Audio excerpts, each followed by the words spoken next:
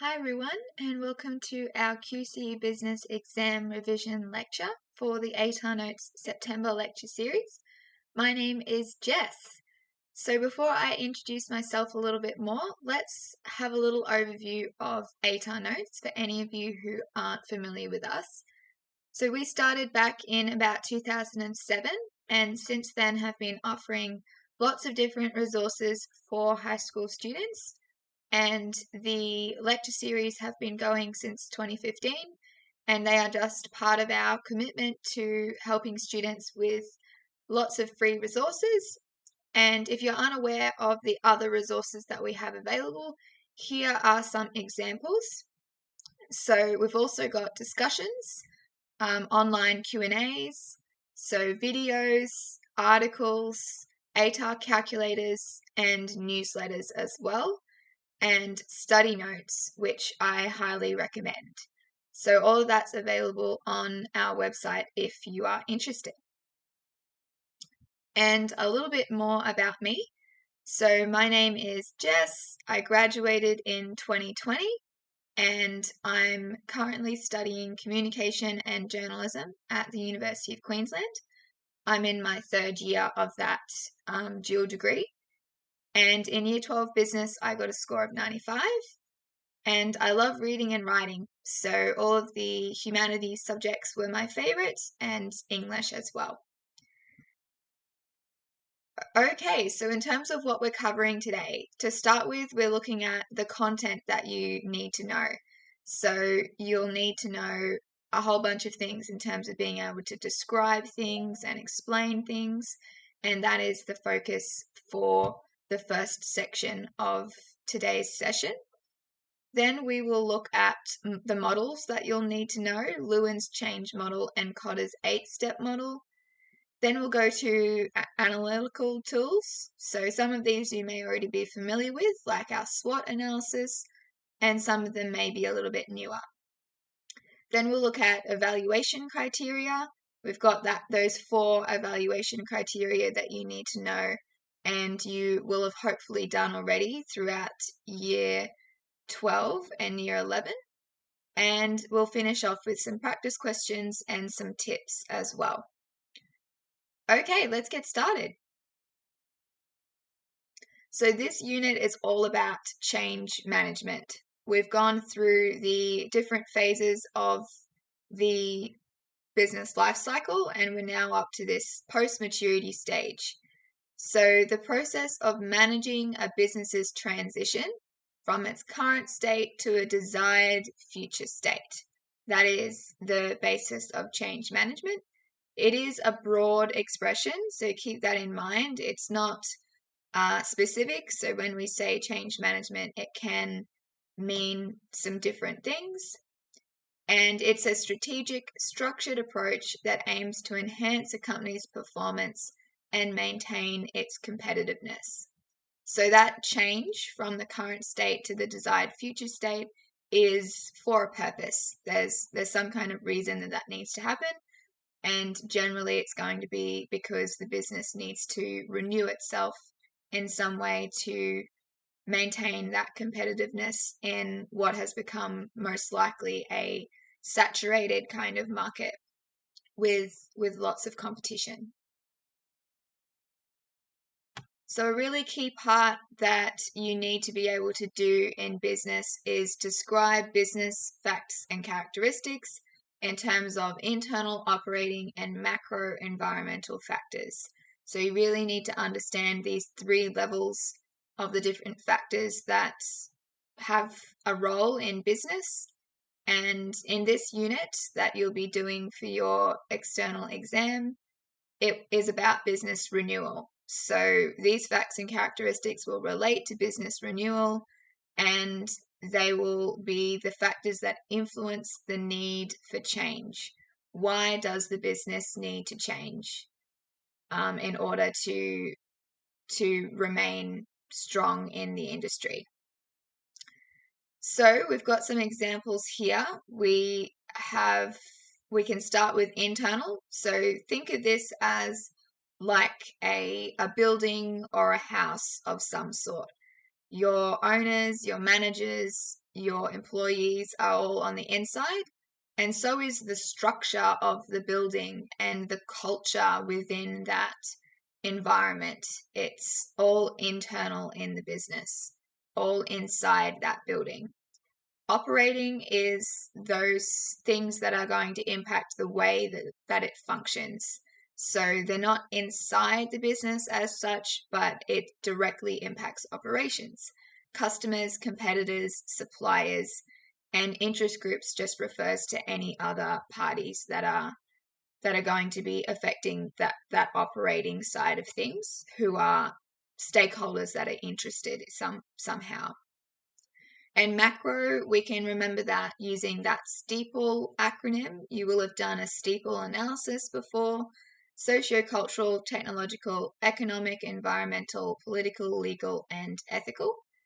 And those are those outside factors that impact the business. So macro that means sort of the bigger. You have micro, which is the smaller, and macro is more all-encompassing. So you can see that macro falls on the outside of our diagram there, because it is those outside kind of forces. So if we have a look at some examples of some of these, we've got Dreamworld. So it's internal and employees in this case. The environmental factor influencing the need for change was employees, because we had the Thunder River Rapids ride accident back in 2016, and employees, as a result of that accident, put pressure on the company to provide training, so they had the knowledge and skills to operate the rides safely, to avoid those sorts of incidents in future. So that's an example of someone inside the organization putting pressure on the organization to make a change. And that was also relating to business renewal, because Dreamworld really suffered as a result of that incident in terms of their reputation and their sort of record in the public eye. So that they needed to change, and the employees were directly behind that.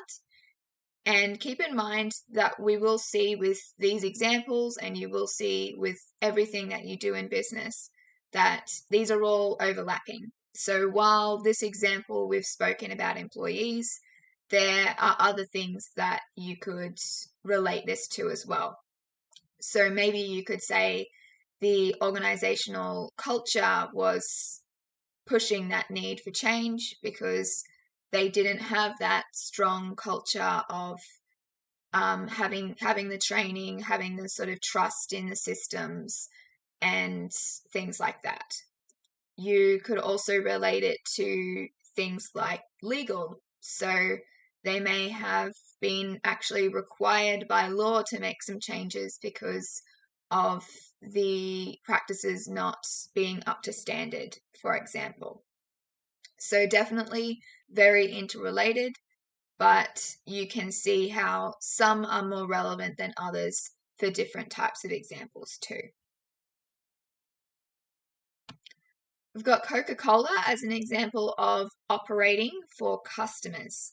So customers impacted the need for change, because they have some changing demands around things like the different sugar content that drinks have, the packaging and the sustainability of packaging, and also just diverse tastes of different people as well. So these sorts of factors, these consumer kind of demands, have impacted Coca-Cola's change over time, because they've had to cater to those diverse tastes, introduce products that are healthier, so the different sort of zero sugar options and things like that.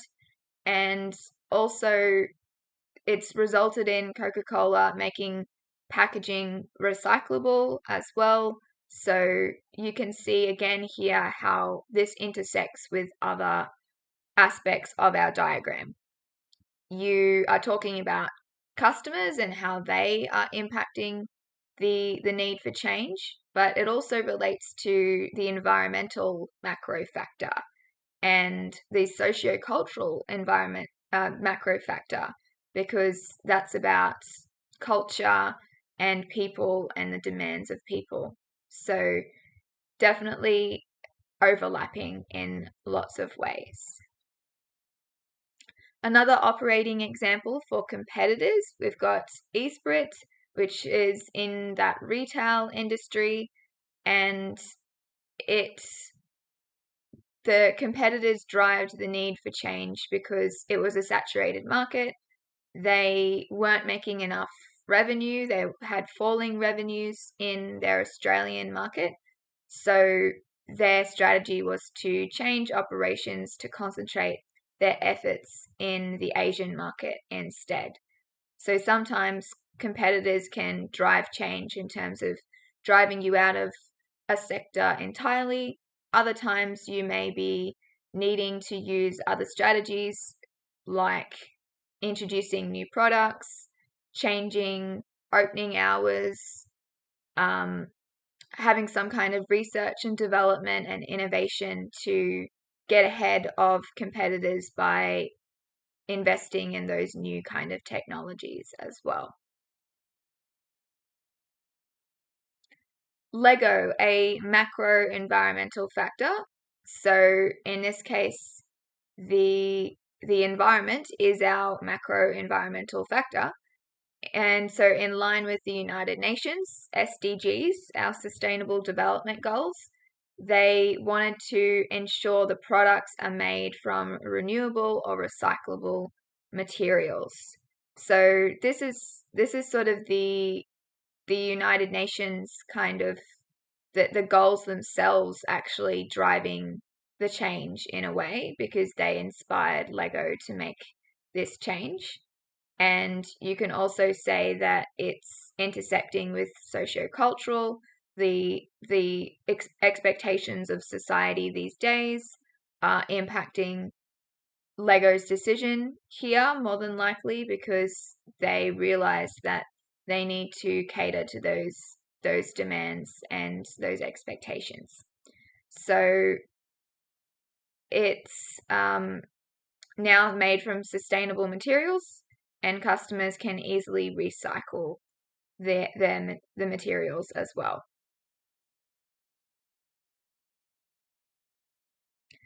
So now we're going to have a look at the drivers of change. These are really important for you to know, because the whole idea of business renewal, you need to understand what drives the business renewal. And the drivers of change will also come into some of those analytical tools that we will look at later on as well. Corporate culture is our first one, and that's all about the values and the beliefs embedded in a business, and that includes in the employees as well. And it distinguishes different companies from one another, because different companies are going to have different corporate cultures, different styles of the way that they work, and that is going to be that differentiating factor. Business leaders are responsible for building corporate culture, and they do that by implementing procedures, reward systems, and things like that are going to reflect the business's employees and its strategic plan. So it's about thinking about what kind of feel that they want to have in their organization, what their values are, and then making that become the culture of all of the employees and the business as a whole. And we have Microsoft as an example. Microsoft's corporate culture is said to be inclusive, innovative, diverse, and accountable.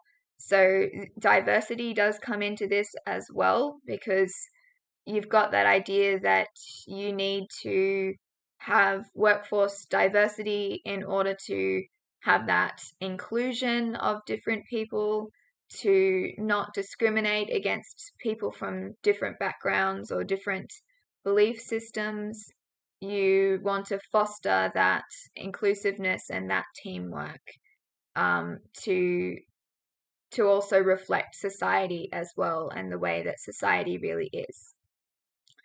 And Microsoft rewards employees for ideas that contribute to the company's success. So it's not just money-making machine where no employees are really rewarded beyond their general pay packet for the ideas that they come up with. The company shows its appreciation for employees by having those reward systems. And Microsoft also has the best global corporate culture according to our website here comparably back in 2022. So you can see how implementing those practices like rewarding employees, showing that they're valued, training employees, having that diversity, showing accountability, so things like transparency and things like that, so there's trust in the organization. Those things are all going to factor into corporate culture. Management styles. An organization's management style is going to be sometimes a driving force of change because it's going to influence the business's outcomes in terms of those changes. So management is responsible for instigating the change, and they then have whatever management style they use to make that change happen is going to impact the way it all pans out. They have to motivate stakeholders. They need to communicate clearly. Again, that idea of transparency. And they need to manage the employees who are resistant to change. There's different ways of doing that we will look at later on, but they can have different positive and negative impacts on a business. And so the management style is going to be really important as to how the stakeholders respond and what kind of reputation as well you have in the public eye as well. So the four main management styles, we've got autocratic. Management is going to maintain full power over the change. It's not a collaborative kind of approach with the employees or with any other stakeholders. Persuasive is a little bit more flexible than that. Management is going to still have power over the change, but they're going to make an effort to persuade those workers to support the change as well. Consultative, we're getting more collaborative here, where management is going to confer with stakeholders, consult with them, and they're going to be somewhat engaged in that change. And then participative is the most involved for stakeholders, for employees and other parties. Management and employees are going to collectively make decisions about the change. So it's more of an equal kind of power balance there. And if we think of an example, we'll have a look at a few other examples, but something that might stand out from more recent times may be Twitter and the management style that Elon Musk used when making that transition in terms of his ownership of Twitter, and then also his transition more recently to the newer branding, so it's now X and things like that. So you had lots of employees who actually left the organization. Some of them chose to leave because they no longer felt that they belonged there. And also a lot of them were fired as well. So you've got that idea of management style that's perhaps autocratic.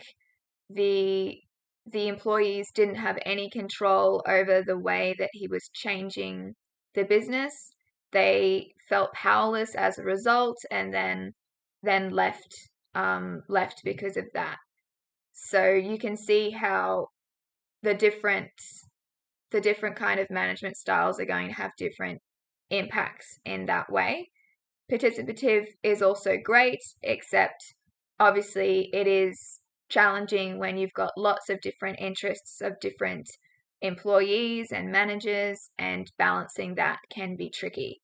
So while that is a great method to make sure that you've got some stakeholder satisfaction with employees, it isn't necessarily straightforward.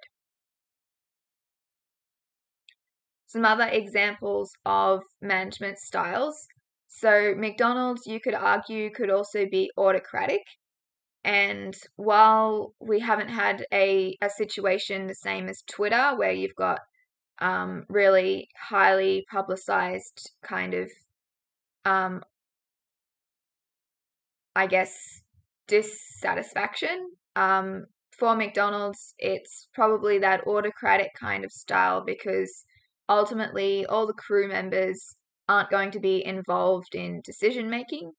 And that's more or less just because it's going to help McDonald's streamline their processes. If you think about how big the company is, it would be next to impossible to involve every single employee in that.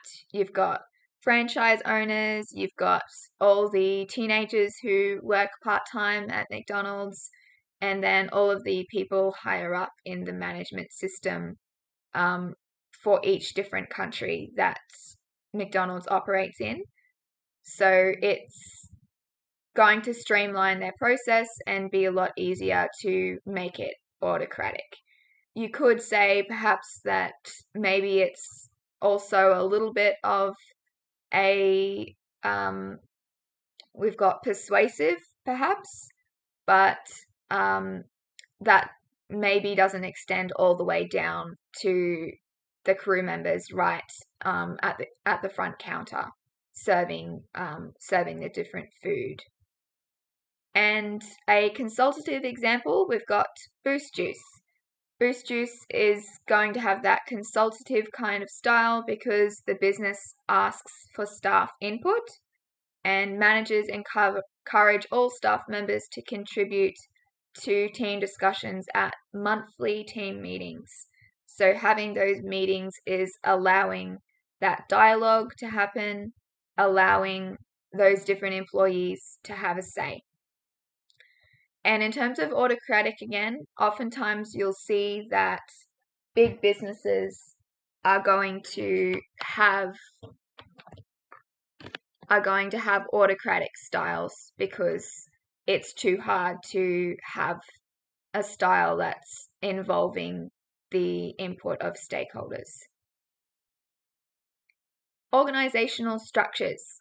And a great example that you can think of here to help you understand what this means is just thinking about the structure of your high school in terms of the different employees. So organizational structure is outlining the duties of employees and the management hierarchy within a business. Thinking about hierarchy is a good way of remembering this. And changes to a business's organizational structure may include changing the structure of employee positions, the chain of command, so who's in charge, or the management framework. And these changes may be necessary when a business expands internationally, downsizes, merges with another company, or acquires another company. So whether the change is involving growth or getting smaller, it is going to be relevant to as a driver of change, organizational structures. And in terms of school, so you start off with your principal at the top. You likely have some kind of deputy principals or something along those lines. You've got heads of departments, and then you've got teachers. And then even you can extend that further down below, and you can also think your principal has a boss as well. So it does actually extend beyond that too. Every organization is going to have some kind of hierarchy like this. Some examples. In April 2022, Toyota implemented changes to its executive structure, so its organizational structure. They reorganized their operating officer roles and established a new executive vice president position. So as we can see, there's a few ways that you can do it. You can be changing the chain of command. Some other role could become higher up than another one. New positions can be created. Positions that are already existing can be removed, and things like that. And also in 2022, Telstra announced that it moved all consumer and small business call centers to Australia. Previously, they had some of those call centers overseas with that offshoring kind of strategy. So to do this, with this change, they hired 2,000 more people who mostly work remotely. So that was a huge change to their organizational structure in terms of getting rid of that offshoring structure, adding in a whole lot more employees to their Australian kind of network, and then making them remote as well. So they don't need to be in person in the big kind of cities where they probably have their different headquarters.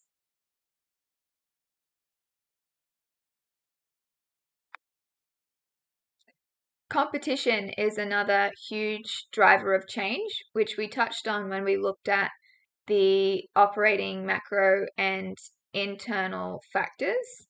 So businesses have to monitor the strengths and weaknesses of their competitors, not just themselves. And they need to look at shifts in the business environment and evolving customer needs. And they need to do this so they can continually adapt to the competitive environment. Otherwise, they may not remain relevant and attractive to consumers. If things are changing, opinions are changing, other things are sort of trending in society, then not failing to monitor is going to result in the business falling behind. You can think of if you are on social media and you're not keeping up with the trends, then you're going to fall behind with understanding what's happening in that kind of landscape. And if you're some kind of influencer, then you're going to fall behind in terms of being relevant and attractive to your followers.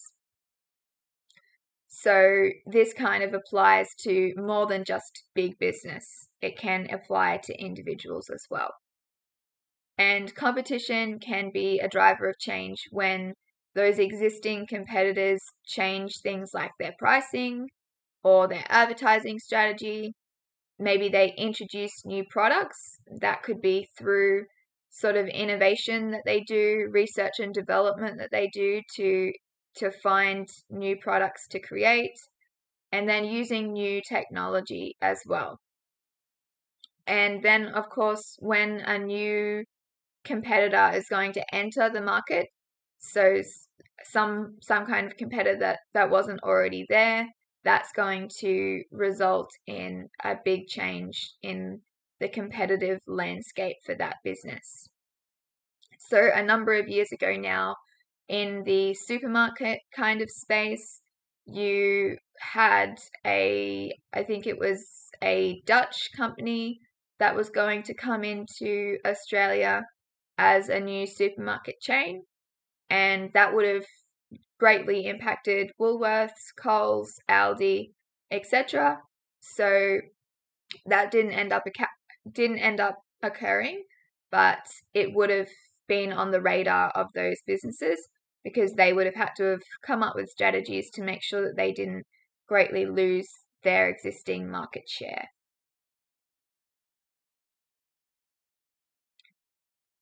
And some other examples, we've got KFC, and they recognized a drive-through only option was a bit of a trend in the competitive fast food industry.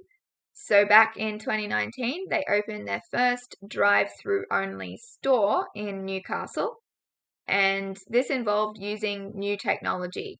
because, of course, without employees, you have to have the technology to make sure that it's operating effectively. And you can see a bit of a visual of what this was planned to look like as well. Another example you may be even more familiar with is the Woolworths and Coles rivalry when it comes to all their collectibles series. So back when this started, it was 2018.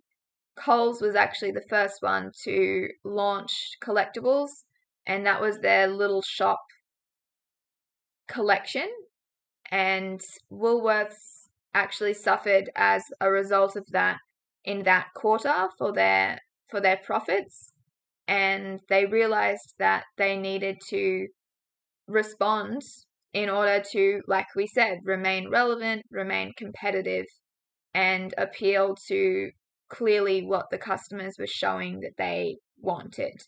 So they then launched their own collectibles. You had things like the different Lion King ones and the Oshies and those sorts of ones that all came out as a result of that. And we continue to see collectibles series today as well. And just in terms of thinking about how that can intersect with other considerations, if you think of the environment, that was one of the big kind of controversies when it came to these collectibles because they are made of plastic. And some people weren't happy about the idea that they were producing all of these little collectibles that were going to just be contributing more to the environmental problem that we're facing. So that you can see how you can have different values among consumers, and that can result in different things in terms of competition and the way that you choose to strategically respond.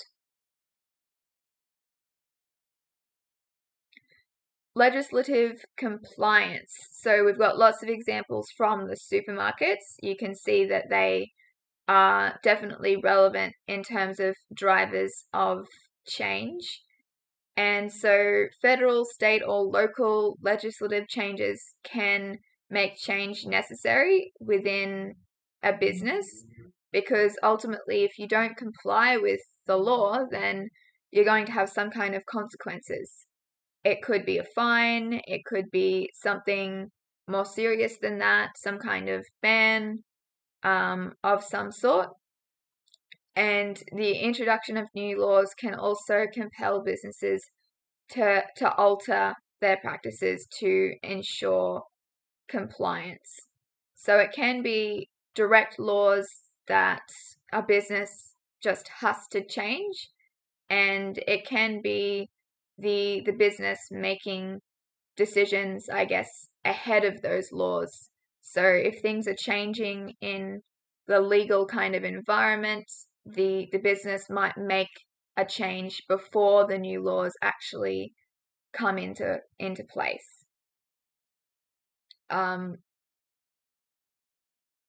Obviously, you want to make those changes before laws come into place, otherwise you'll get in trouble, but well before the laws come into place is what I'm getting at there, recognizing perhaps what will happen in future in terms of future laws and that kind of thing. We've got plastic bag laws as an example. Again, in 2018, retailers had to stop supplying customers with the single-use plastic bags we used to see all the time, and they had to change their practices as a result of those laws, and they would face fines if they didn't comply, or as well if they gave some misleading information about plastic bags, then that would also result in some kind of consequences too. Some more examples: minimum wage laws. So these change quite often. They've changed more recently, and then also in July 2022, the national minimum wage increased by 5%. and businesses had to adjust as a result of that. That was driving change within lots of different businesses, and it could have driven change beyond just how much businesses were paying their employees. So some businesses may have actually been forced to change staff members with the number of staff that they employ because of not being able to compensate them according to those new requirements.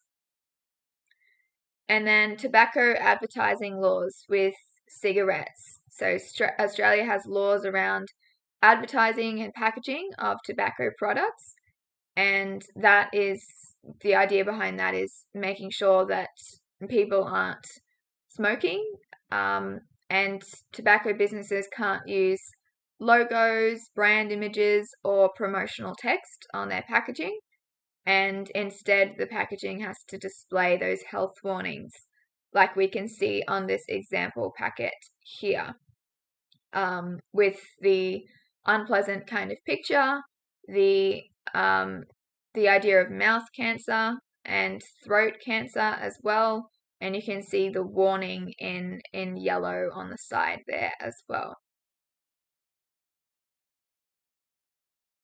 Force field analysis. We'll be going through this in more depth when we look at our analytical tools and models later on, but as a brief overview here, this was created by Kurt Lewin, and it's used to identify and examine the driving forces and restraining forces for the implementation of a suggested change.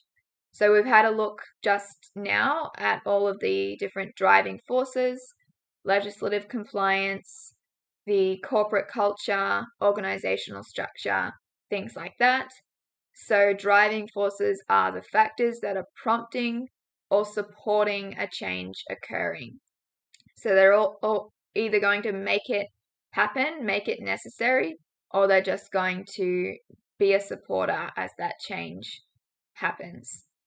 And restraining forces are just the opposite. They're restraining, they're holding back that change from occurring. So factors that obstruct change. To conduct a force field analysis, you've got 3 key steps. The first one is just identifying what those driving and restraining forces are. The second one is assigning a score to represent each force's level of influence. 1 is the least influential and 5 is the most influential. And the last step is to tally the scores to determine whether the driving or restraining forces are stronger. So of course, since 1 is the least and 5 is the most in that scoring kind of system, the stronger of the two, driving or restraining, will have that higher tally. Based on the information gained from doing this comparison, a strategy can be developed to implement the change.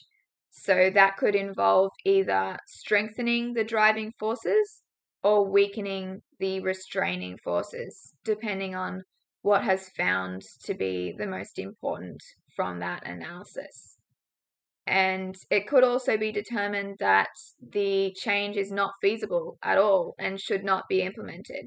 So perhaps the restraining forces are significantly stronger than driving forces, and the business might identify that it's not really possible to weaken the restraining forces or strengthen the driving forces enough in order to make it actually a viable option.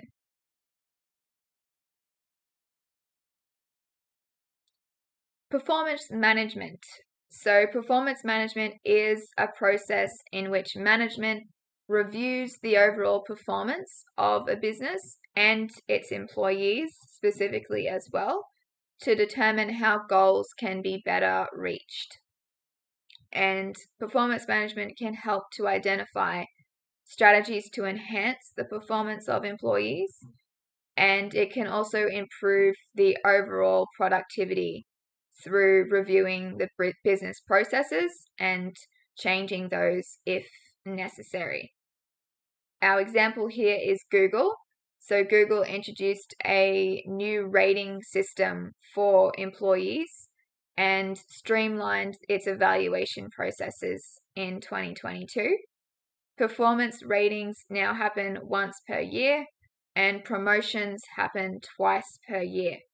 So you've got that idea of looking at how employees are performing, that idea of checking with those performance ratings, and then also having that rewards system as well with promotions. So it's about looking at ways to enhance the performance of employees, and promotions can be that motivational kind of strategy to make that happen.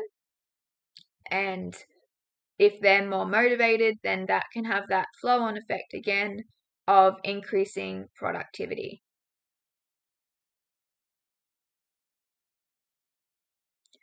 So keep in mind that performance management is a continuous cycle. It has 4 stages. We start off with setting objectives. What are the goals? Then we've got measuring performance. Providing feedback is step 3, and identifying the needs and requirements is that last step. And it's going to continue around in that cycle kind of format.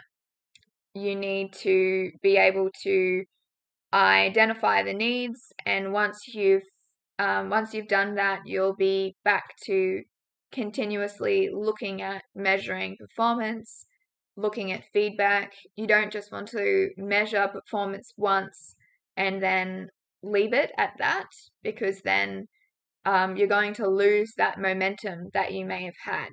If employees aren't being checked up on, then maybe they'll lose their motivation to continue to be as productive as they can be. You need to also provide feedback all the time to employees to make sure that they understand what they're doing well, understand how they could improve, and that kind of thing. Another example we have here is Amazon. So Amazon has controversial performance management systems for staff. They are said to have rubrics to determine how well employees fulfill their roles and how much potential they have compared to other employees.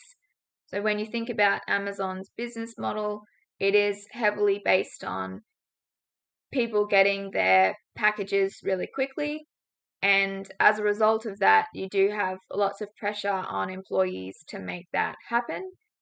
And so Amazon has those different things in place that check the performance of employees, and in some ways perhaps make them feel pressured as a result, because they could lose their job if they're not performing as well as others in the organization.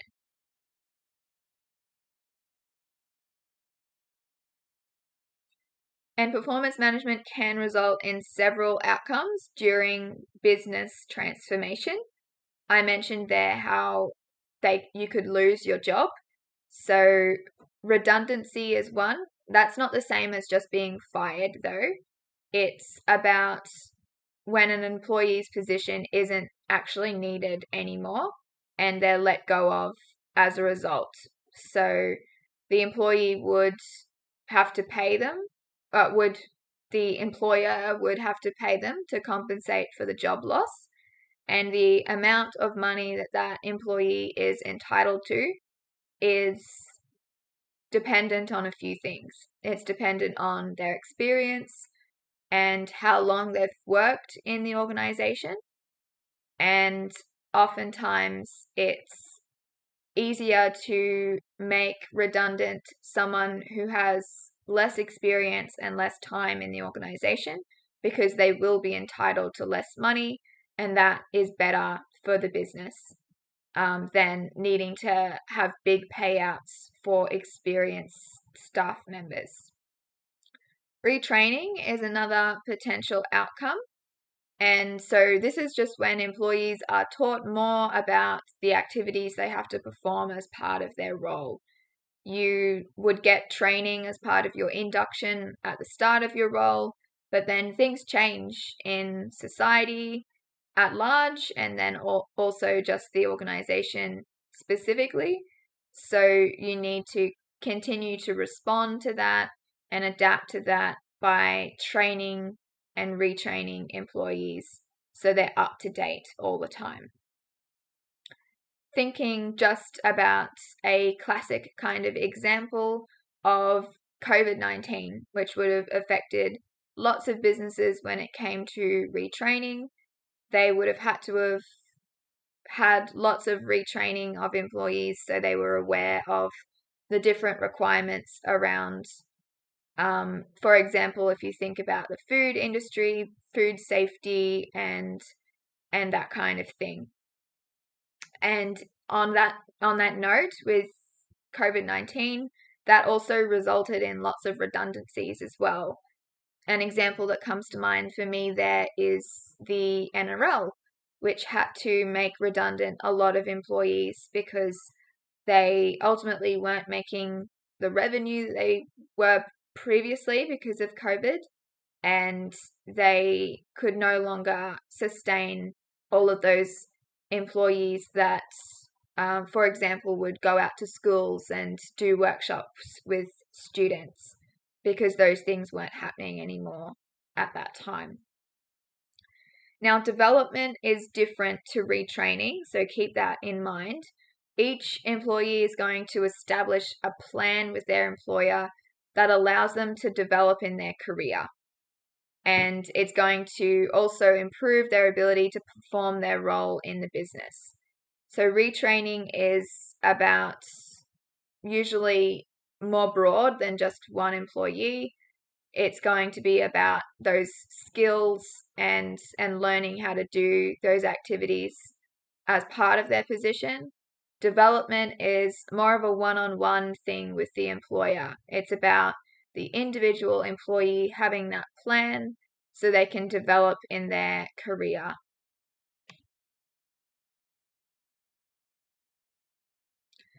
Okay, we're up to strategies for overcoming resistance to change.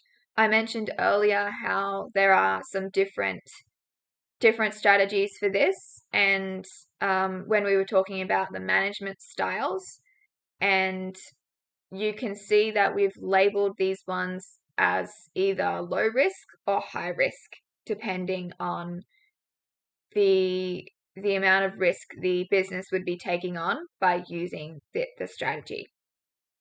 Our first one is communication, and that is definitely a low risk strategy for overcoming resistance to change because it's a key part of any business anyway.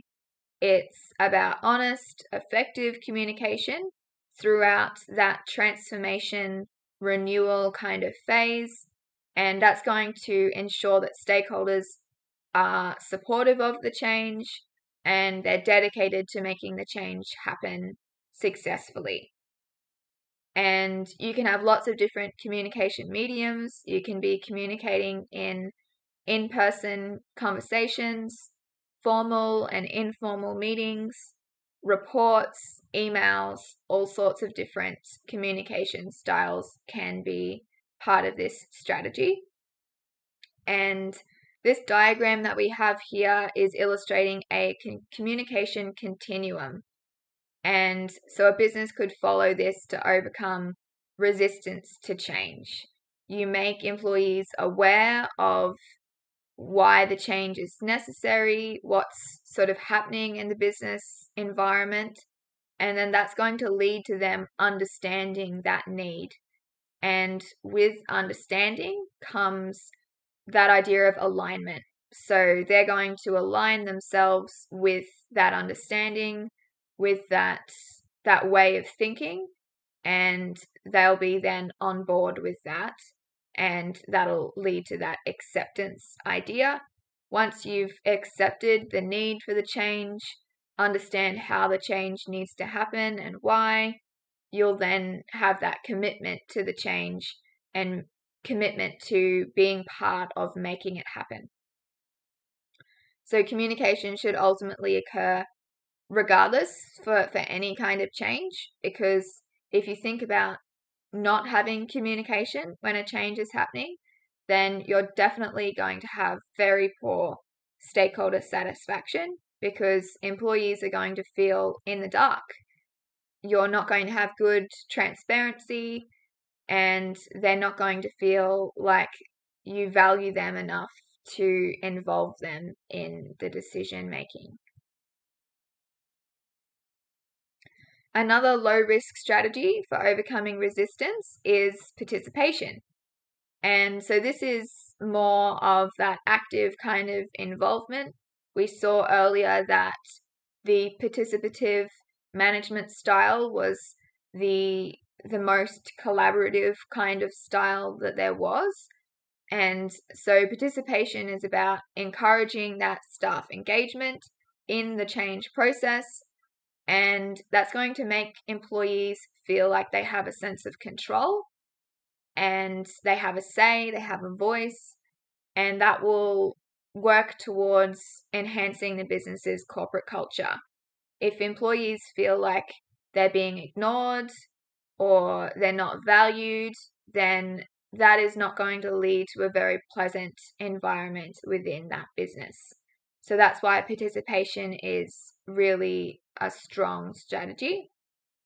And involving employees can act as well as that motivational tool, because when they feel listened to and appreciated, they are likely going to enjoy coming to work more. They're going to be more enthusiastic and more inclined to share their ideas and be involved in the business's success. And so participation is a low risk strategy. So you may think that every business should use this. It sounds great, but that doesn't mean that it's easy as well. Definitely when you have a big business too, it can be really tricky to have that staff engagement with every staff member. And if you're only engaging with some staff members and not others, then that can lead to further problems in terms of that sort of imbalance, that unfairness. So keep in mind that while there are lots of benefits, it doesn't mean that it's an easy strategy to pull off.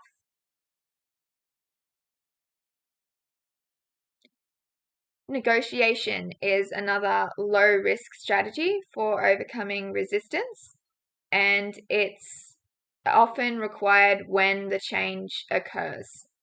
You can use that participation and that communication in the lead up, but when the change is occurring, you need to negotiate on the fly sometimes with the people involved to get them on board.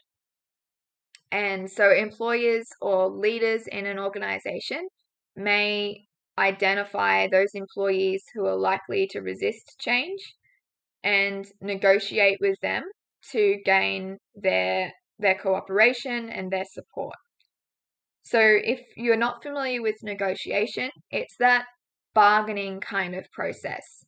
If you think about when you're negotiating with your parent as a child about how much money you're going to get to be able to spend at the theme park or something like that. You may say $10 and your parents might say $5, and then you may say $7. And so that kind of bargaining process where you're trying to reach that kind of happy medium in a way. And it's about avoiding arguments because both parties are communicating respectfully, and it's finding that compromise, that idea of that happy medium somewhere in the middle of what each party originally wanted. Now, it can be a straightforward strategy to avoid significant kind of resistance, but it can also be expensive in a couple of different ways. It can be expensive in a monetary sense if you've had to use sort of monetary incentives in order to get your employees on board, or it could be expensive in other ways as well. If you've had to negotiate something that you originally wanted to do and that had to change a little bit, then maybe it's not going to be exactly the way that the leaders of the organization originally envisaged, and that could be expensive, so to speak. Manipulation. This is where we get to our high risk strategy for overcoming resistance. And when you think of manipulation in everyday kind of language, this is the exact same thing. And so you're aiming to achieve the result that you want, so overcoming that resistance by strategically dealing with or exercising your influence and power over an employee. So you can be, using your language, using your words to be sort of really persuasive in that clever kind of way.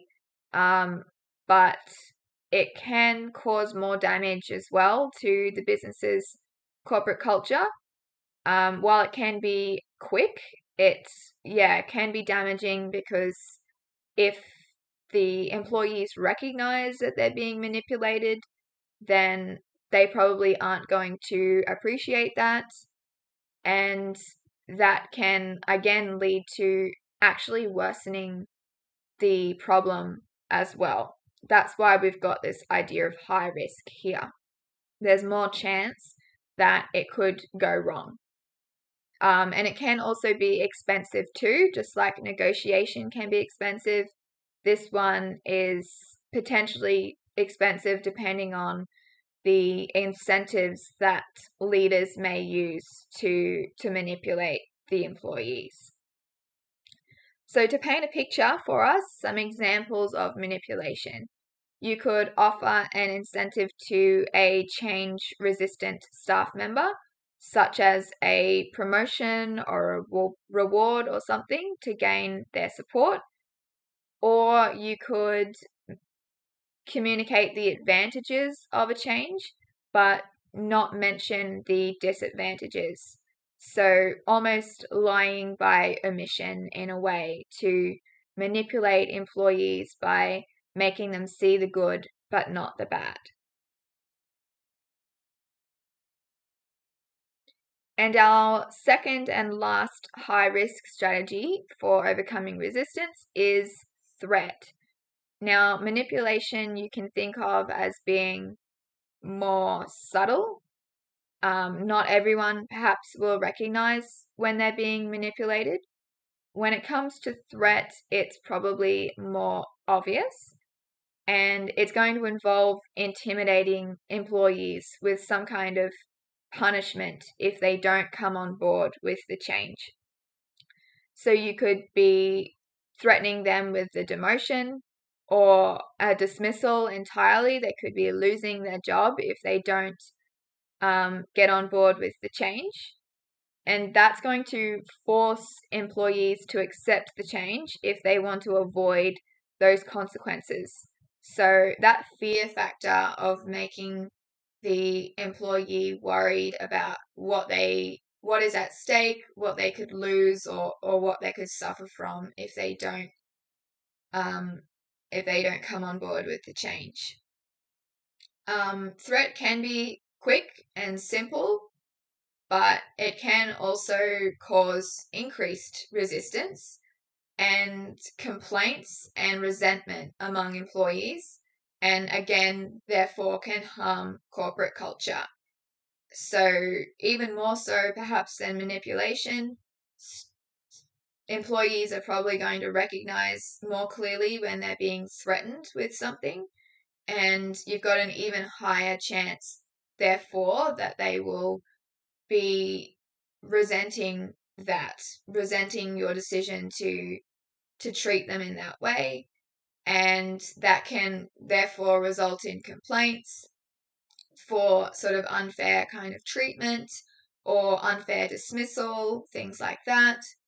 And it can result in increased resistance. They can rally against you and want to sort of stand up for what they believe in by going against the change. And they can potentially then persuade other employees who were supportive of the change originally, or maybe were more on the fence. They could convince those people to come onto their side instead. And that, of course, can just cause even more problems for you as the business leader. So again, you can see how this one is definitely higher risk than those other strategies like participation and communication.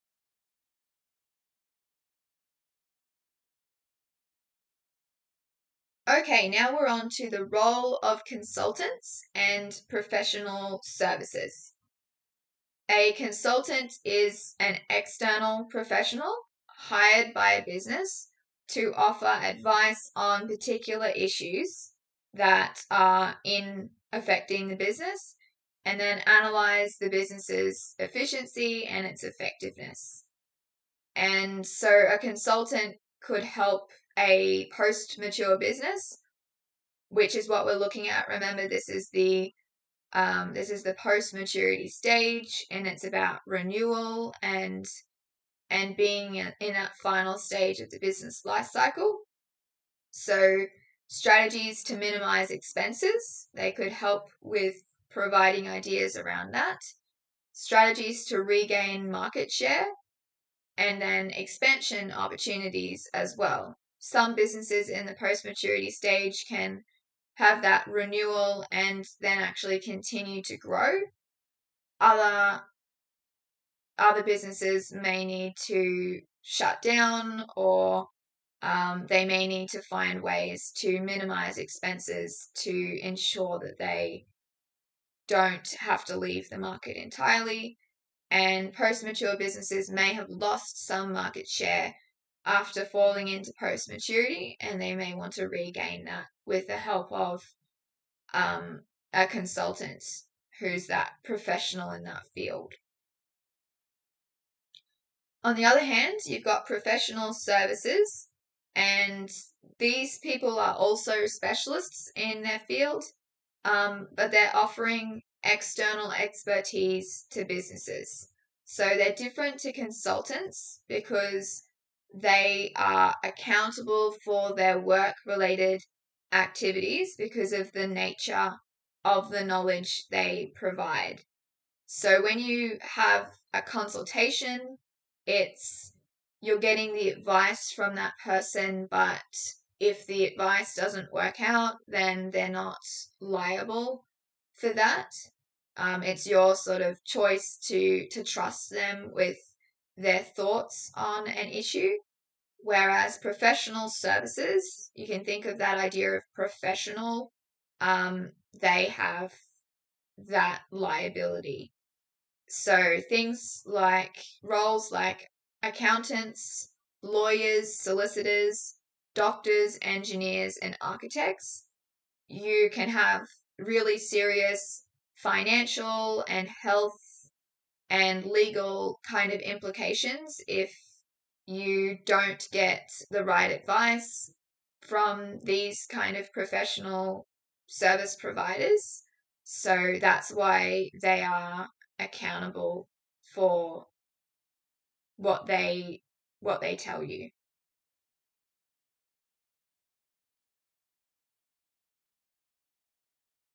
Strategic planning and vision for change management. A vision for change is the position that a business hopes to be in after a change has been introduced. So vision is all about how you see something in the future. So a vision for change is, what will that change look like after it's happened? And what will the business look like after the change has happened? And this vision for change is going to communicate why the change should occur and what the change will result in. You've got that idea of supporting the change with some kind of proof, some kind of reasoning, and then showing what the benefits will be, what it will look like. A strategic plan is a strategy developed by a business that's going to detail how the change will actually be executed. So the vision is what it will look like and why it needs to happen. And the plan is how are we going to make it happen. And strategic planning occurs after the vision for change has been formed. Of course, you need to know what you are hoping to achieve before you can create your plan to make that a reality. So the relationship is that completing these two steps leads to the change, and the change that you envisaged from the start. So we can see in this diagram here, vision for change plus strategic planning equals the change. And underneath vision for change, we've got why is it necessary and what position does the business hope to be in? Strategic planning, how will it be executed? What strategies will be used? Those two things go hand in hand to make the change a success. Okay, we're now on to looking at some models of change management. And these are going to be really important for your external exam. Not only do you need to understand these from that kind of explaining perspective, be able to explain the sort of concept behind these and how they work, but then also applying them as well to actual business kind of situations too. So Lewin's change model has 3 steps. We've got unfreeze, change, and refreeze. We can see that in that diagram there as well. So try and remember this by thinking that in order to make the change, the business has to melt down its existing practices, unfreeze before it can change, because you can't change that frozen kind of frozen business. Once you've unfrozen that, you can then conduct the change when you've got all those pieces that you can move around and reshuffle. And then once you've made those changes, you refreeze to form that solidified change and back to that original kind of state. So if we look at that in more detail, unfreeze is about preparing for and managing the change. And that's going to ensure that stakeholders understand why the change is necessary.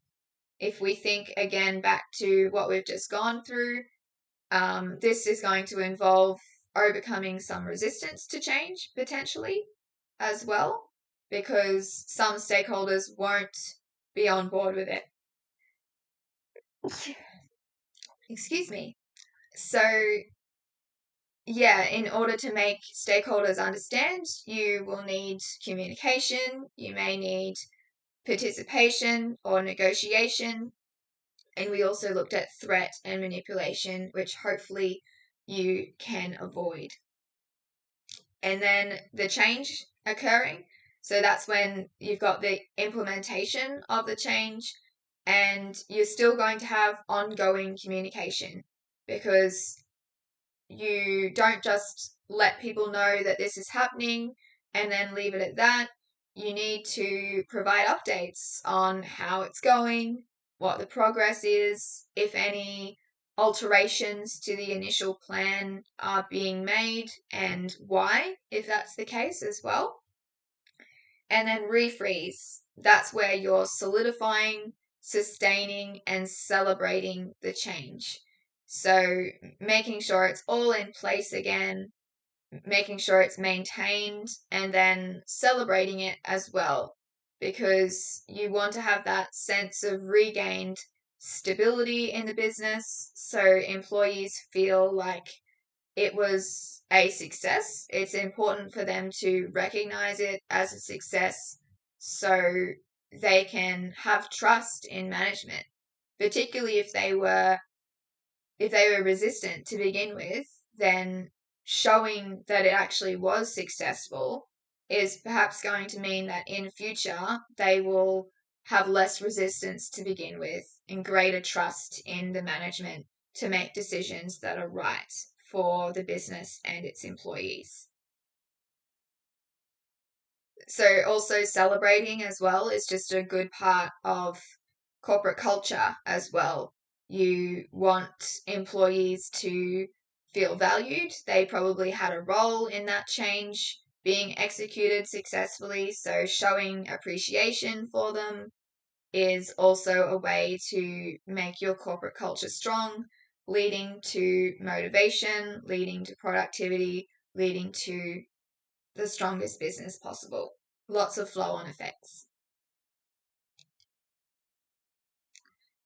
Something that might be a little bit trickier for you to remember is Kotter's theory, so his 8-step model of change. This model helps businesses to execute change successfully by providing that framework for the implementation of a change. And it's about making sure that employees are participating in the change and accepting the change. You can see that we've got 3 overarching phases and then some steps, either 2 or 3 steps in each stage. So phase 1, is create the climate for change. This has parallels with Kurt Lewin's model that we just had a look at, where you're preparing for it, you're unfreezing the organization to make that change, get that in the works, I suppose. So first of all, we're creating that sense of urgency. This is about persuading stakeholders that the change needs to happen and it needs to happen now. Then you're forming a powerful coalition. So by this, we just mean a team, an authoritative team that's going to be able to implement that change.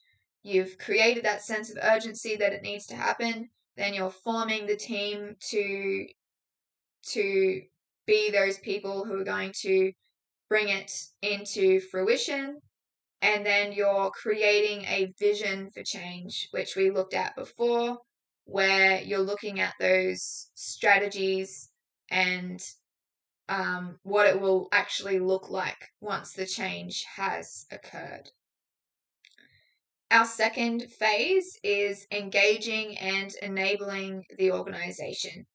You want to, after you've created the vision, you want to communicate.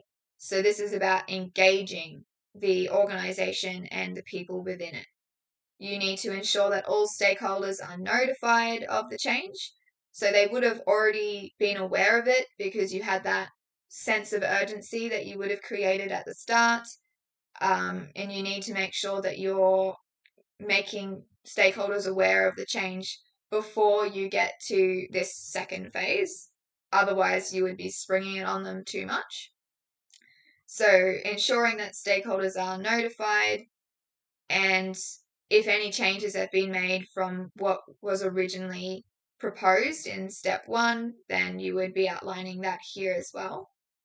Step 5, empower action. Remove obstacles and empower others to follow the vision. If you do have resistance to change, then that's coming into play here with the business needing to try and remove those obstacles like that resistance to change. And then creating quick wins. Acknowledge and reward the people involved in the change. And again, this factors into motivation, to corporate culture, feeling valued and celebrated. So showing the people involved that their contribution is valued. Then the last phase is implementing the change. So you want to build on the change in step 7, consolidate the change, and pursue sustained improvement. You need to maintain what you've been able to deliver and then hopefully continue to build on that as well. And then lastly, you want to make it stick.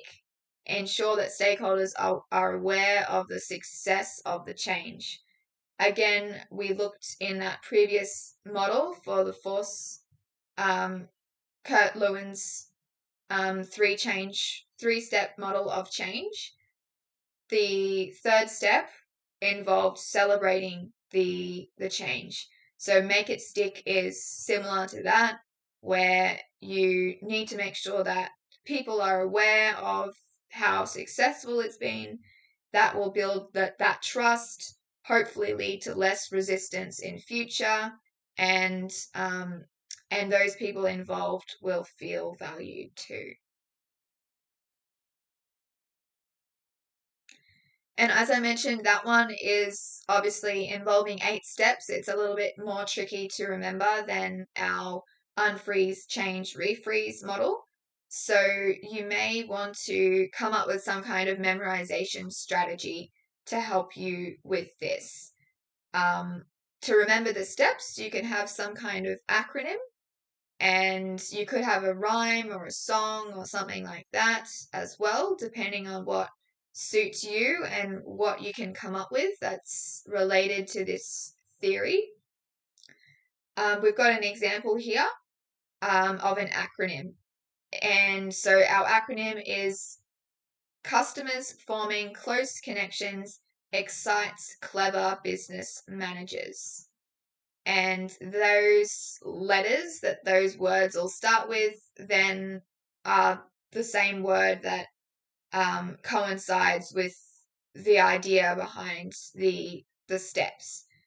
Customers is starting with a C, and then we've got create starting with a C, a sense of urgency.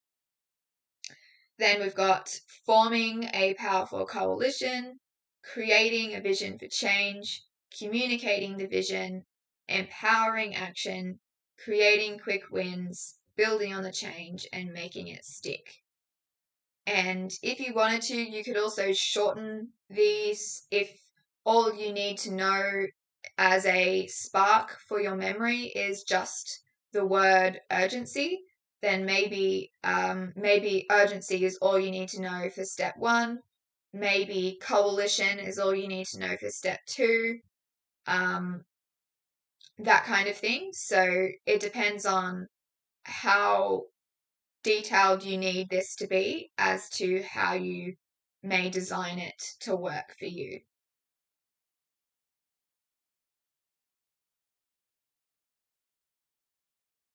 Okay, now that we've done our models, we're on to our analytical tools. And so in terms of the syllabus requirements, when it comes to analytical tools, you have to select data and information relating to the stakeholders of a business in the post-maturity stage to analyze power interest, and a business that has undertaken change management and analyze the strengths, weaknesses, opportunities, and threats. A business in the post-maturity stage to analyze pressures for or against change. You can see how each of these corresponds to those different analysis tools, which we'll go through next. So it's all relating to businesses in the post-maturity stage. First one, you're looking at the power interests of stakeholders. The second one, it's the strengths, weaknesses, opportunities, and threats involved in the change management. And then pressures for or against change for a post-mature business is the force field analysis. And then looking at drivers of change to analyze the business situation using a SWOT analysis. Remembering those drivers of change are things like legislative compliance, corporate culture, organizational structure, things like that. Once you've selected that data and information relating to that post-mature business, you then need to look at interpreting relationships, patterns, and trends. So the power interest grid, you're going to draw conclusions about the implications of transformation. So in terms of people with different levels of power and different levels of interest, what kind of conclusions can you draw about the impact of transformation on those things? You'll be looking at the SWOT analysis to draw conclusions about the implications of change management on our 4 key pillars: financial, human resources, marketing, and operations. And then lastly, the force field analysis to draw conclusions about, again, the implications of transformation. Now, keep in mind, this may feel like a lot of stuff, but you won't be doing all of these things. So in your external exam, you're not going to have to do a power interest grid and a force field analysis and a SWOT analysis. So for your business report extract section, if you have that kind of question where you have to do a more detailed look at some stimulus and a business situation, you will get either the power interest grid or the force field analysis that you have to use, not both. So keep that in mind. However, you do need to be across both of them because you don't ultimately know what will be on the exam. So let's have a look at each of these types. So we've got force field analysis to begin with. Lewin's force field analysis is a common change management approach, and it's used by businesses to implement change.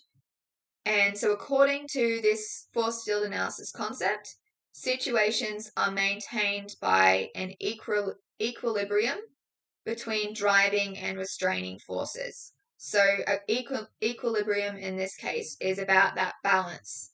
It means that you've got both driving and restraining forces on either side. Driving forces have to be strengthened or restraining forces have to be weakened for the situation to shift and the change to occur. And this change management technique is going to maximize the likelihood that the change will be successful because it helps businesses to identify any obstacles that are in the way and overcome them. So you can see an example here that we've got for Avon. You've got driving forces, what is making the change, what's supporting the change, and then restraining forces, what is preventing that change. So if we look at this in more depth, we can see that the driving forces in this case are outweighing the restraining forces.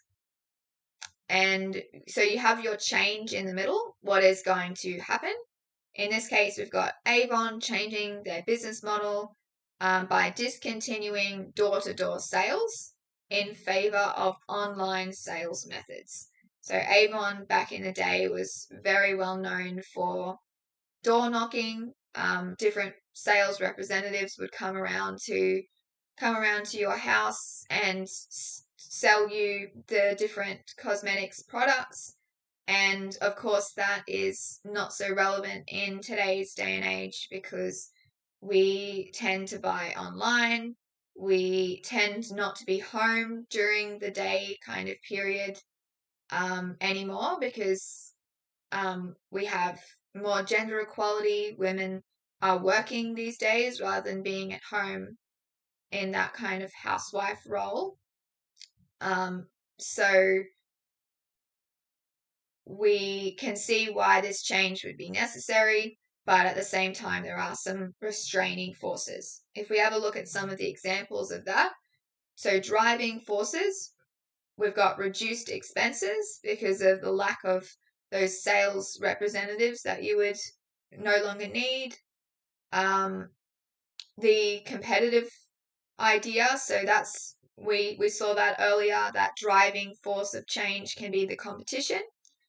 consumer demand for e-commerce and convenience, that idea of people and technology coming together to influence that need for change, and that idea that women are not at home as much anymore. It's more common for women to be able to have that job now where they're not at home. And so those are all our driving forces. And you can think of lots of these as well. This is just a bit of an excerpt. Restraining forces, the cost of implementing new technologies. You, of course, need to have a system for online purchases. Loss of point of difference. So it would mean Avon was blending in with other organizations. And then sales representatives would be redundant. So you've potentially got a corporate culture issue there, needing to let go of a whole lot of valued employees. And then loss of relationships between Avon and customers.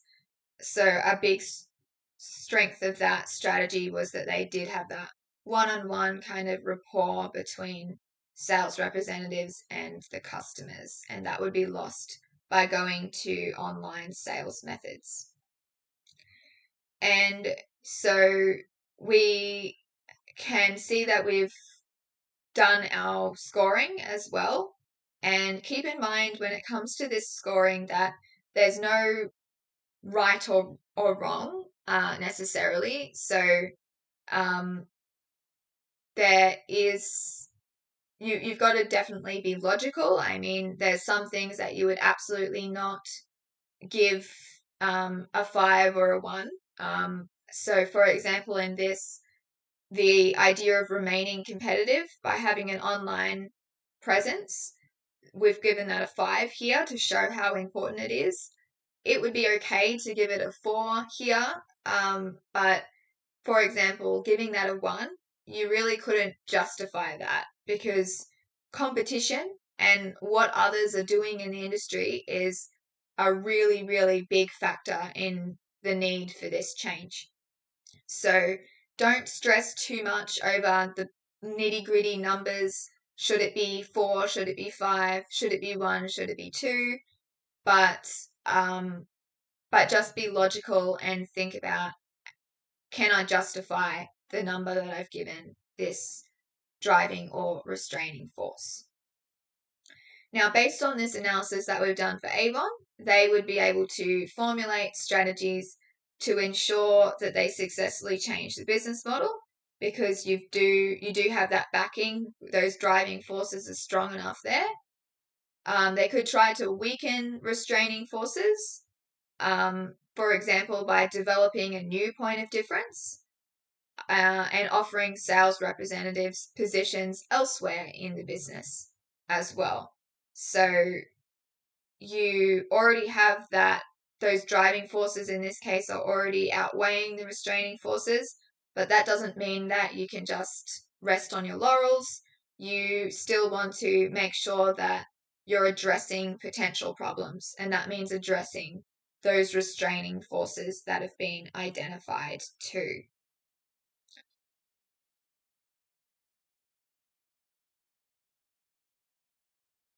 A power interest grid, and this is a tool used to analyze the power and the interest of stakeholders in a project or some kind of issue.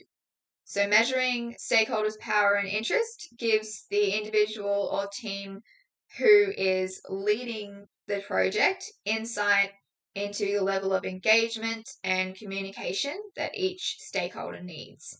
If they've got really high power and really high interest, then they're going to need more engagement and more communication, more sort of hand-holding than they would need if they really aren't interested at all and have no power anyway. So conducting a power interest grid is about plotting stakeholders on a graph. So our y-axis, which is vertical, up and down, is representing the level of power, and the x-axis, horizontal, is representing the level of interest. And the graph is divided into 4 sections, and each of these is going to represent that different degree of power and interest. So our 4 sections, we've got monitor. This is low power and low interest, and it would be in the bottom left-hand corner of the graph.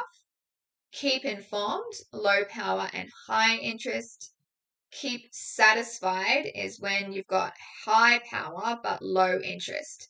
So they need to be happy with what's happening, but they don't really care a great deal. You need to keep them happy because of the power that they have. You need to keep low power and low interest stakeholders informed because they're interested, they want to know about it, but they don't need to necessarily be satisfied because ultimately they don't have any say really anyway.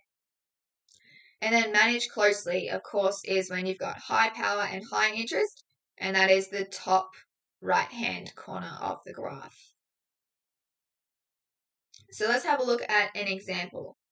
General Motors, the automotive company, wants to only manufacture electric cars by 2035 and become carbon neutral by 2040. So they need to determine the power and interest of stakeholders to engage with them through this project. So step 1, you need to identify the stakeholders. So it's going to be people who are internal and external to the organization. Everything from your CEO to your head of sustainability to general employees, and then other organizations and other individuals. So not only consumers who would be buying these cars that would be electric, but also environmental activists, the electric vehicle charging stations. So they would benefit from this change because you would have more cars that rely on those charging stations. Fuel stations, which would suffer financially as a result because of less demand for their services. And then the Environmental Defense Fund in this case as well. So you can think of government organizations, non-government organizations, charities, all sorts of different organizations that will be involved. So here we can see how we've plotted these stakeholders, and it can be handy to use acronyms if there are acronyms, because otherwise, if you do have lots of stakeholders, it can get a little bit messy. But make sure if you're using acronyms that it's very clear what the acronym means. We have said that the CEO and the head of sustainability are both highly interested and highly powerful. You've got, for example, activists are very interested, but they don't have as much power as those internal people. You've got fuel companies that are very interested, but again, they really don't have much power over what happens. Employees are down in that monitor category, so they will be somewhat interested and they have a little bit of power, but ultimately they're not going to have too much interest or too much power to need to keep them too involved. Of course, you still need to communicate with employees, as we've seen throughout this session. In order to get employees on board, you need to manage resistance to change and things like that. But this is the same idea as what we looked at before with the force field analysis, where there's no distinct right or wrong. So I could put the employees over a centimeter to the left and a centimeter up, and ultimately it wouldn't make a great deal of difference. You, again, just need to be able to justify what you decide. In this case, you wouldn't be able to justify putting the CEO right down in the low category with no power and no interest, because logically they do have power as the chief executive of the company, and they do have interest because they, of course, are sort of responsible for making it work, making the organization financially viable and things like that. So this second idea is plotting those stakeholders where you can logically see them fit. Your SWOT analysis, which hopefully you are quite familiar with by now, it's about the internal strengths and weaknesses inside the organization. What is done well? What advantages does it potentially have over other organizations? And then what does it lack or do poorly? And what disadvantages does it have compared to others? Then you're looking at the opportunities and threats that are external to the organization. So in terms of threats, this is typically about competitors, but it can also be about just the general business environment, changes in the business environment, changes in society, the economy, technology. All of those can influence the business and potentially threaten the way that it does things. Opportunities. So you could think about, are there expansion opportunities? Can the business invest in new technologies? Is there an increasing demand for products or services that the business can leverage so they can get even more sales and more revenue? So that's a matter of looking at the business environment and thinking about what the business can do to make the best use of that. Okay, now we're on to our evaluation criteria. So in your external exam, you'll need to evaluate business strategies to make a decision and propose a recommendation. And to do this, you have to use your evaluation criteria. The 4 of these are competitiveness, stakeholder satisfaction, effectiveness, and efficiency. And there are a few things in the syllabus that you may need to evaluate. Financial management strategies for transforming a business, human resources management strategies, marketing strategies, and operations management strategies. So what I mentioned before, those 4 key pillars that you could be given. So it could be about internal, those employees. It could be about the way the business does its marketing. So if we look back and think about the example I mentioned earlier, Twitter or X, whatever you call it these days, you've got human resources management strategies that you could be analyzing in terms of how staff members were treated, and how the changes were managed in terms of redundancies, firing, employees choosing to resign as well. You could be looking at marketing strategies for them changing the name and the branding to X instead of Twitter. You could look at financial management strategies with that transition of ownership and how the business has managed its finances relating to that transformation. I would imagine it's suffered a little bit as a result because lots of people have left Twitter. And then just operations management strategies as well. So that's pretty directly related to human resources because the way that the business operates is directly tied to the way that the people are managed as well. So let's have a look at each of these 4 criteria in more depth. Competitiveness, you have some really good outlines in the syllabus giving you some definitions of various terms, and it does define these evaluation criteria too. So, to what degree has the business offered products or services that meet or exceed market standards in relation to other businesses?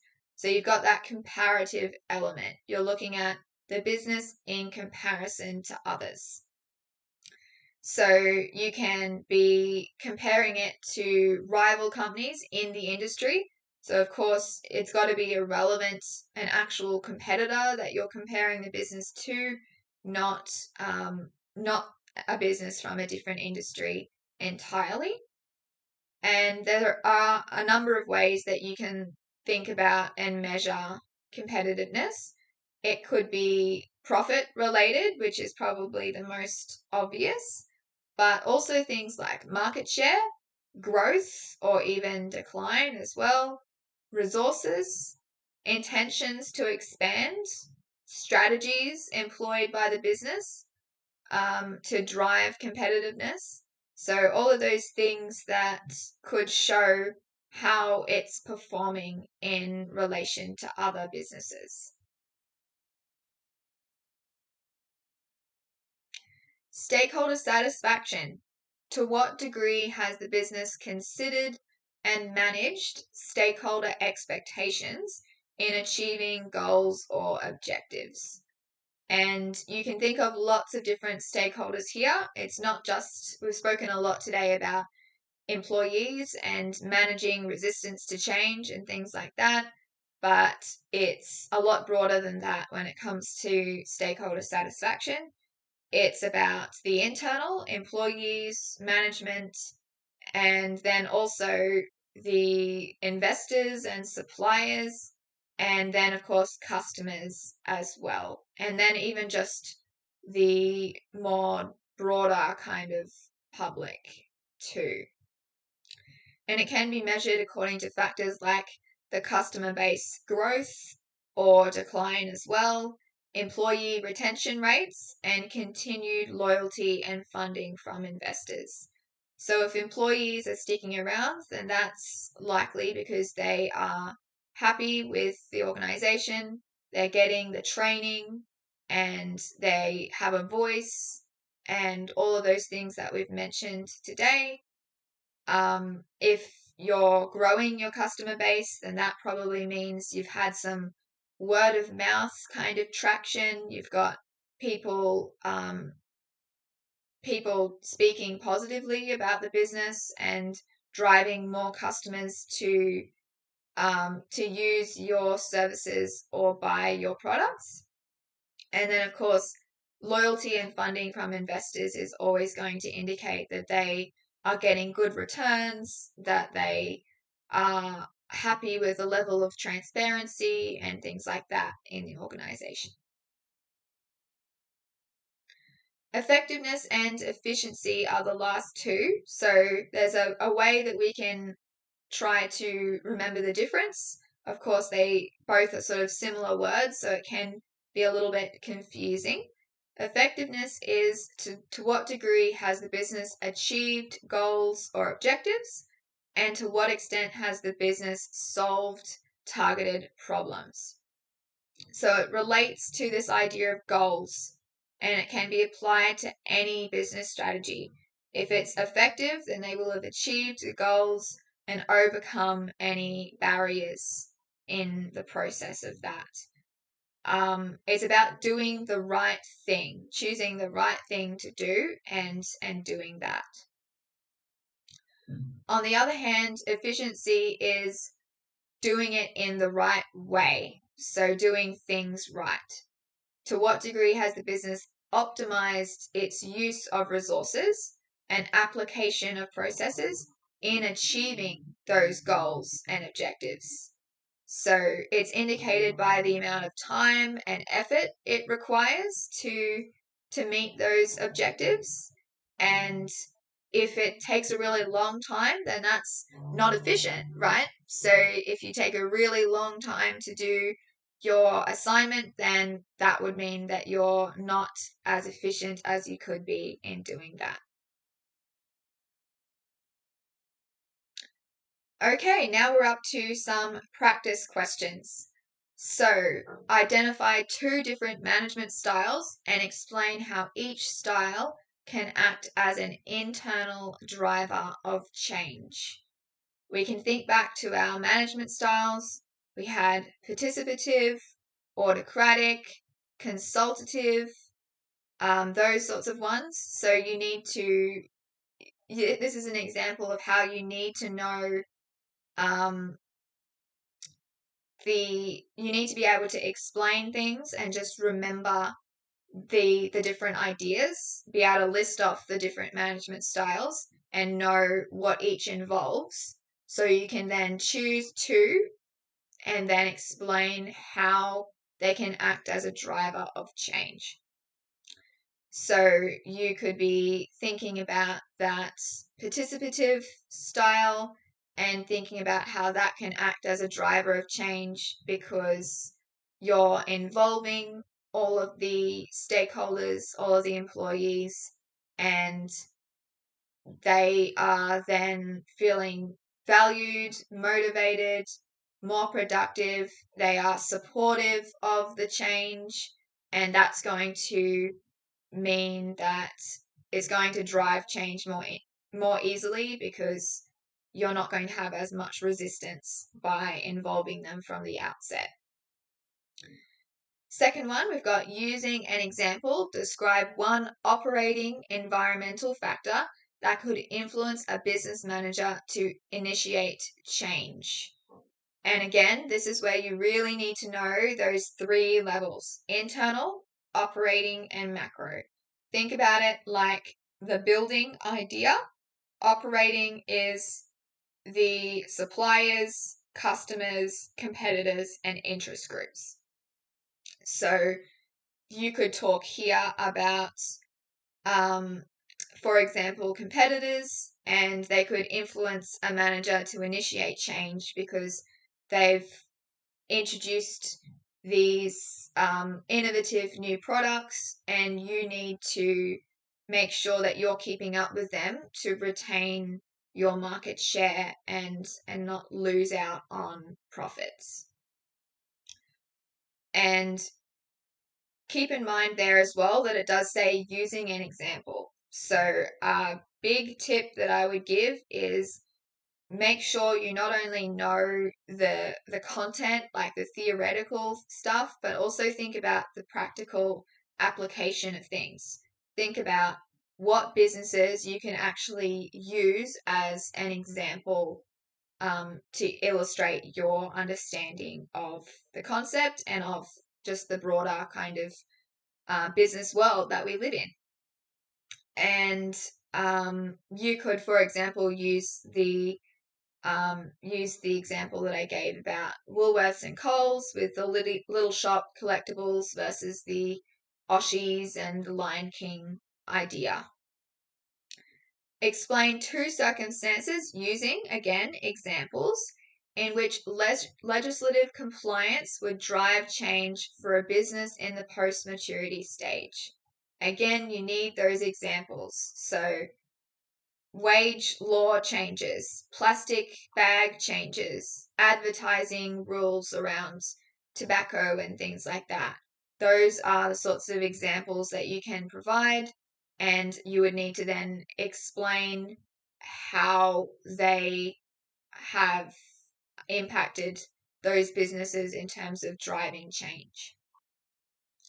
Last one, explain 3 activities in the management of this business. So keep in mind that your external exam is going to have made up businesses. Throughout your studies so far in business, you would have been using real life businesses throughout, but when it comes to the external exam, it's made up businesses because that's sort of evening that playing field a bit. If some students would know a lot about an organization because they've heard of it, maybe they buy from it, things like that, that could unfairly sort of disadvantage those students who don't know about the organization. So this is that idea of fairness with these made up organizations. So you'll be given stimulus for ones like this. How could this what activities could this business undertake during the refreeze stage of Lewin's model of change management, and provide an example for each activity from the case study that you would have been given. Now, these are from the QCEE website with the sample external exams from previous years. So if you want to have a look at the stimulus and understand these questions in more depth, I would encourage you to have a look. And regardless, I would just encourage you to have a look anyway, because it's really helpful to see what to expect and have a go as well at doing practice questions. So here you can clearly see how you need to know the stages of the models that we went through and what actual activities could be in that stage. So you're thinking about solidifying the change, celebrating the change, sustaining the change, but then what activities could it actually undertake to achieve that as well? Think about the practical application of things as well.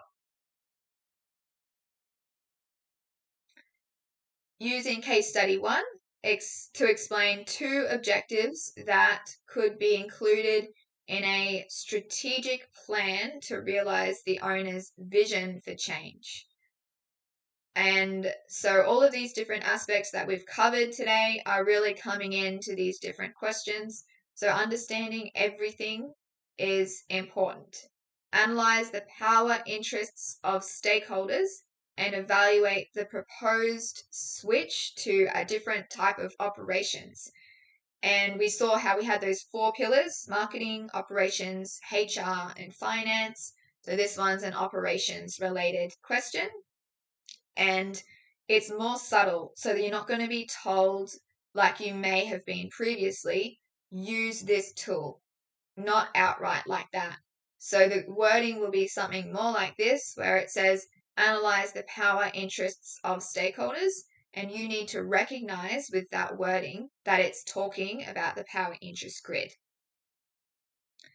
Using case study 1, identify and explain one circumstance in which a consultant or a professional service could assist the business. And then analyze 2 forces for and 2 against change. And so again, thinking about driving and restraining forces, all of these different concepts are intersecting with one another as well. You've got things that are combining together. So you need to understand multiple things for multiple questions. And then the last one, using a SWOT analysis.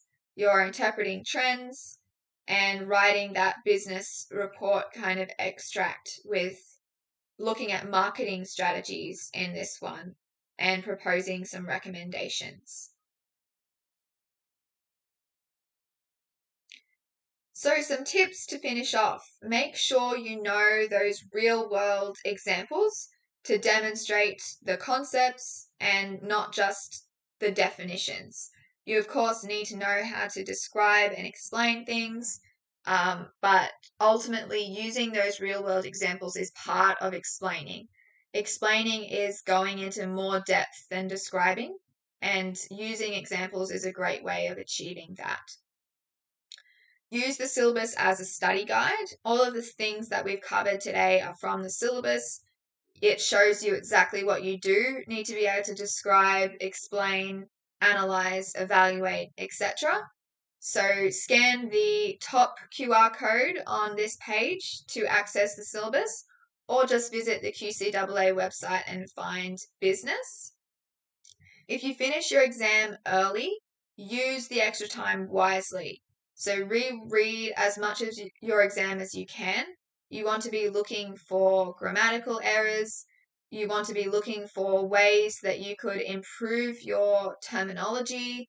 You want to be making sure that you've gone into enough depth and you've answered the question directly and all of those sorts of things that it can be easy to miss when you're in a hurry. And as I mentioned just there, using business terminology. So creating a word bank can be handy as well to help you remember those important business terms, and the syllabus can help you create that too. You've got a glossary in the syllabus and all of the outline of what you need to know for the exam is going to use all the terminology that we've spoken about today. And it's not just the concepts that you need to be able to name. So you need to be able to say legislative compliance, organizational structure, things like that. But also, for example, trying to be sophisticated. Don't say money all the time. Say capital, things like that. Little nuances like that can make a difference in how you perform. And then access the external exams on the QCEE website. The 2022 version will be there as well. And you may want to print them out and try and do them in those exam conditions to replicate what it would be like on the day. And you can scan that bottom QR code to access some of those exams as well. Definitely make use of the QCEE website, and any textbooks that you have, any class notes that you have, they are really invaluable to making sure that you do the best you can for this external exam. Thank you everyone for watching, and good luck with your business external exam and the rest of your studies as well. Thank you.